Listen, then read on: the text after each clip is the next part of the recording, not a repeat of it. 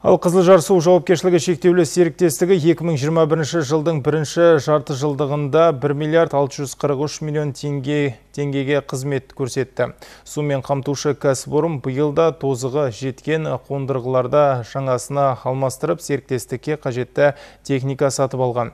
Бұл туралы Қызылжар су жауапкершілігі шектеулі серіктестігінің алғашқы жарты жылдық қорытындылау есебінде айтылды. Тақырыпты әріптесім жалғастырады.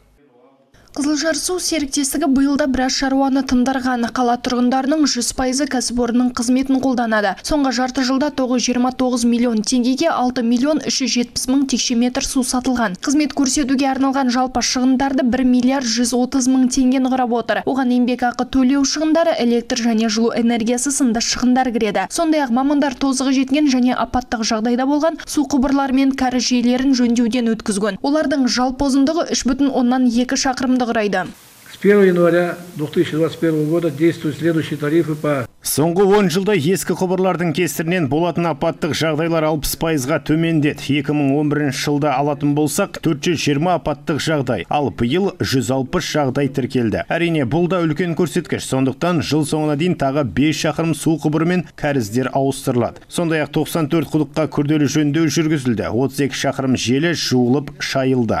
Қызылжар су жауапкершілігі шектеулі серіктестігі қаланы абаттандыру жұмыстарына да көп көңіл бөледі. Мәселен, жыл басынан апаттық жұмыстар нәтижесінде бұзылған жолдар мен жаяу жүргіншілер жолдарына жалпы айтқанда 1800 шаршы метр жерге асфальт төседі. Сонымен қатар жыл сайын көктем жаз мезгілінде су қоймасынан шығатын жағымсыз иіс мәселесі де назарсыз қалмады. Қызылжар су серіктестігі Қозыбаев университетімен бірлесе отыра су қоймасын тазарту тәсілін әзірлеген. Бұл жұмысты жүзеге асыру үшін 111 миллион теңге бөлінген. Средства, которые мы сейчас... Мәселені шешу үшін тоғанға хлорелланың белгілі бір штаммен енгіздік. Балдыр зиянды заттарды жойып, оларды өңдейді және оттегін шығарады. Сонымен қатар хлорелла ағынды судағы заттармен қоректенеді. Судың гүлденуіне және қосымша жағымсыз иіс тудыратын балдырлардың басқа түрлерін азайтады. Бұл жұмыстарды бір айдың ішінде бастаймыз деп жоспарлап отырмыз. Қызылжар су серіктестігінің техникалық паркі де жаңарды. Оған 8 миллионнан аса қаражат жұмсалған. Сондай-ақ кәсіпорын жыл соңына дейін 2 миллиард 687